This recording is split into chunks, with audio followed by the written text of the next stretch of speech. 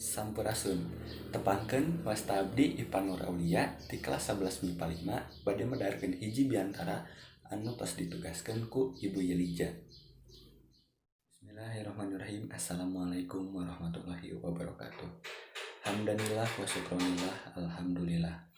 Langkung tipayun hayu urang sami-sami manjatkeun puja puji sinareng syukur kehadirat Gusti Ilahi Robi anu tos masihan kasehatan sareng kasempatan ka urang sadayana.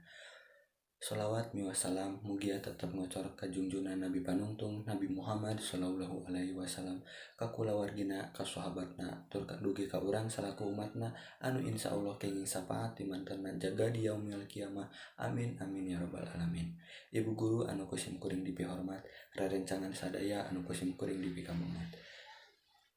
Sataacana abdi ngaturkeun nuhun ka palawargi sadayana anu tos naksenan ieu biantara. Hapunten bilih aya basa anu kusim kuring didugikeun kirang merenah kanu manah. Dina danget ayeuna sim kuring bade medarkeun bade ngaguar perkawis akhlak jeung moral anu geus meral. Palawargi sadayana sakumaha anu tos diperhatokeun dina jaman kiwari, kahirupan tos ngamitan loba seueur hal-hal anu sakedahna dilebetan ku hal-hal anu ngandung kahadean malah dianggo ku hal anu ngandung kagorengan.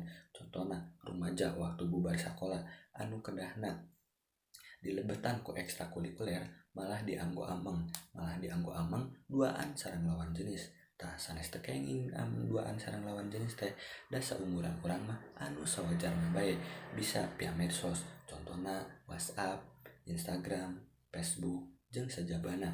Tong dugikeun ka ameng wae duaan anu ngewa katingalna. Kumaha upami aya hal-hal anu teu dipikahoyong malah kajantenan, kan urang-urang keneh wae jeung kolot anu era mah. Tah aya sababaraha hal anu nyebabkeun akhlak jeung moral anu meral teh. Di antarana hiji karena kirangna perhatosan ti nu janten kolot. Anu kadua karena kolotna anu pisah atanapi cerai. Anu katilu karena kirangna keimanan sareng katakwaan ka Gusti anu Maha Suci. Kaopat karena faktor lingkungan atanapi wewengkon.